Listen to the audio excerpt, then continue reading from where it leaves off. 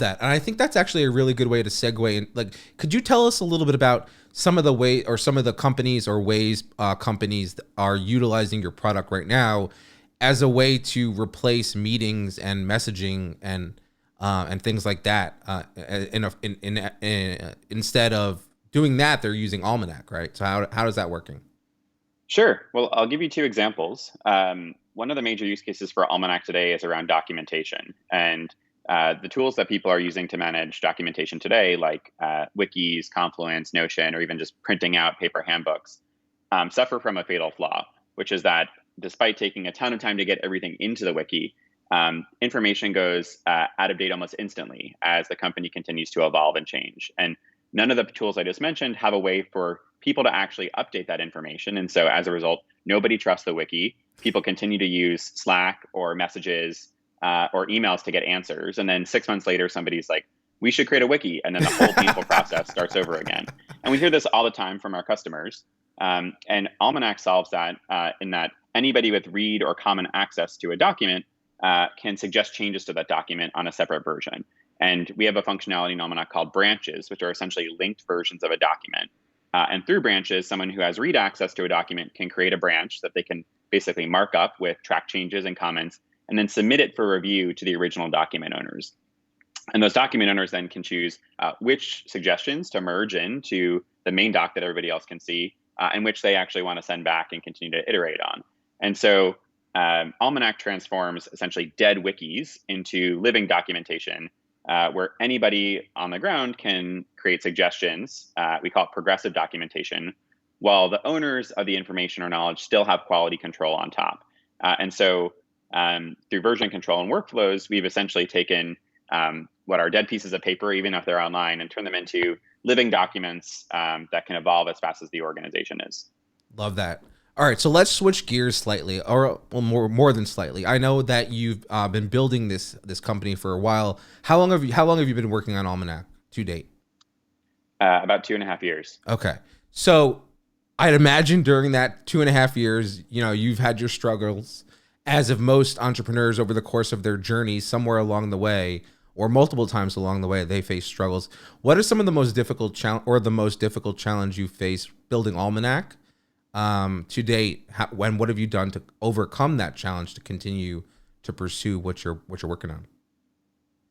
Yeah, so I think about Almanac as a compounded product in that what we're really doing is integrating functionality that today you can buy across 5 or 6 different tools into one really convenient and really seamless platform. And when you think about the internet or productivity subscription products, there are tons of really good point solutions out there. The internet has been around long enough that if you want a point solution for calendars or for to-do lists or for note-taking, there's many products out there that more than do the job for you.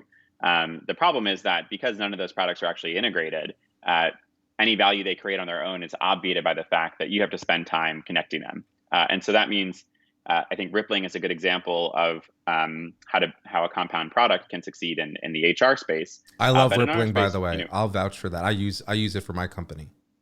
yeah, Rippling's great. Stripe is another compound product Hmm. where essentially to add value, I think in these more mature spaces, you need to actually build a very big product that covers a lot of surface area. Mm. And so from an implementation perspective, the difficulty there is it takes a long time to build everything. And people expect not just the whole product to work well, but also all the integrated pieces to be as good, if not better, than what you could get off the market. And so it's building a product like Almanac takes a lot of patience and a lot of persistence because it's not as easy as the lean startup methodology would suggest of just getting an MVP out there, getting traction, and then scaling.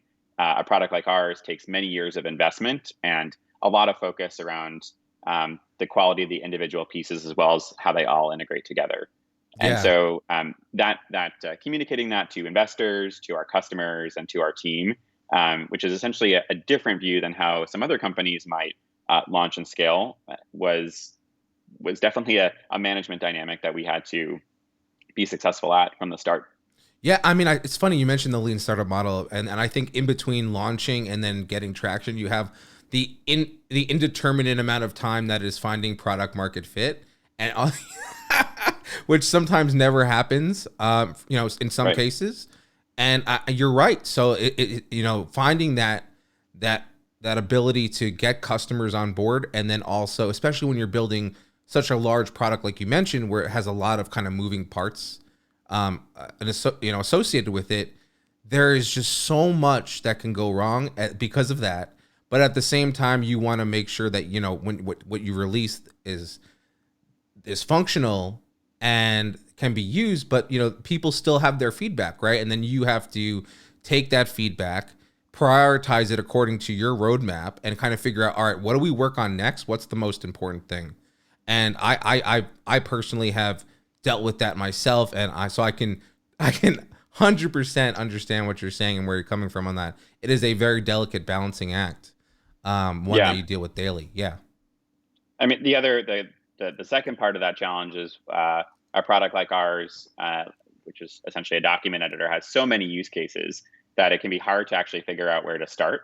And so, as you mentioned, trying to be all things to all people is not a recipe to get initial traction.